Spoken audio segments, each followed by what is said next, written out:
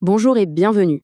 Alors, on s'est tous déjà posé la question, et si la théorie qu'on apprend en formation pouvait enfin s'ancrer, mais vraiment dans la réalité du terrain? Aujourd'hui, on va explorer une stratégie super intéressante en 2 temps qui fait exactement ça. Elle transforme l'expérience en savoir. L'idée, c'est de créer un pont bien solide entre la salle de classe et le monde professionnel. C'est le grand défi, n'est-ce pas? Comment on fait pour que les connaissances théoriques, elles ne restent pas lettres mortes? Comment s'assurer qu'elles vont avoir une application directe, pertinente, une fois qu'on est sur le terrain?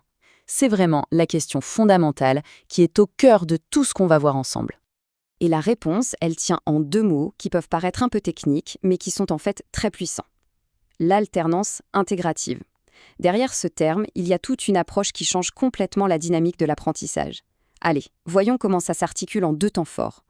Alors, la première étape, elle est un peu contre-intuitive, mais c'est là que réside toute sa force. On ne commence pas par la théorie, non, on commence par le vécu des participants. Le point de départ, ce n'est pas un manuel, c'est la réalité du terrain, pure et simple. Ce processus, il se déroule en 3 étapes assez logiques. D'abord, on va recenser, c'est-à-dire qu'on fait un inventaire de tous les problèmes concrets rencontrés. Par exemple, on liste les difficultés de management vécues en entreprise.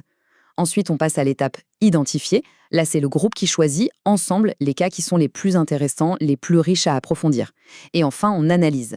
On prend vraiment le temps, on dédie des sessions entières pour décortiquer ces situations en groupe et en extraire toute la substance. Attention, il y a une nuance qui est absolument cruciale ici. L'idée, ce n'est pas de jeter tout le programme de formation à la poubelle pour tout réinventer. Pas du tout. C'est plutôt d'intégrer ces sessions d'analyse comme un complément stratégique. On leur alloue un certain nombre d'heures bien définies au sein du cursus qui existe déjà. Ok, donc une fois que ces expériences ont été bien analysées, on en fait quoi? Eh bien, c'est là qu'arrive la deuxième étape. On va transformer ce vécu un peu brut en un savoir structuré, un savoir qu'on peut transmettre. C'est le moment où l'expérience devient connaissance. Et là, on assiste à un vrai changement de paradigme. Le cours traditionnel, on le connaît, c'est souvent descendant, basé sur des livres, de la théorie.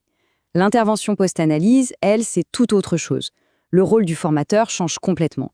Il n'est plus seulement celui qui transmet un savoir théorique, non, il devient une sorte de synthétiseur.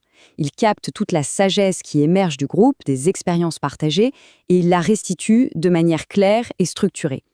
On peut imaginer ça en fait comme une sorte de raffinerie de la connaissance. Vous voyez, les sessions d'analyse de pratique, elles permettent d'extraire le savoir brut, le pétrole brut de l'expérience, et l'intervention du formateur, c'est le moment où ce savoir, une fois raffiné, une fois synthétisé, est réinjecté dans le circuit de la formation prêt à l'emploi.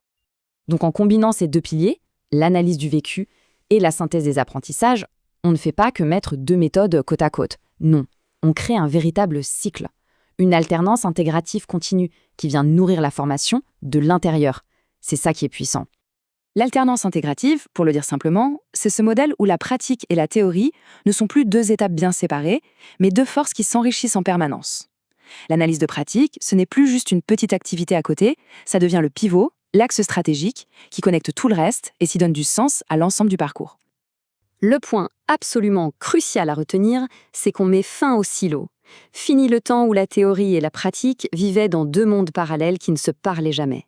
Ici, on crée une boucle de rétroaction vertueuse, où l'expérience vient nourrir la théorie et où la théorie, en retour, vient éclairer l'expérience. Pour résumer, la recette de cette approche tient en 3 verbes d'action très clairs. D'abord, partir. Partir du terrain, des expériences concrètes. Ensuite, synthétiser. Analyser ces expériences pour en extraire un savoir bien structuré. Et enfin, intégrer. Intégrer tout ce processus au reste du programme pour créer un cycle d'apprentissage qui soit réellement vertueux. Et on va terminer avec une question qui, je trouve, résume à merveille toute cette philosophie. Et si Et si la plus grande ressource d'un programme de formation, ce n'était pas les experts ou les manuels, mais l'expérience même des personnes qui apprennent? Et si on arrêtait de les voir comme des réceptacles passifs pour enfin les considérer comme la source même de la connaissance à construire ensemble? Voilà une idée qui pourrait bien tout changer.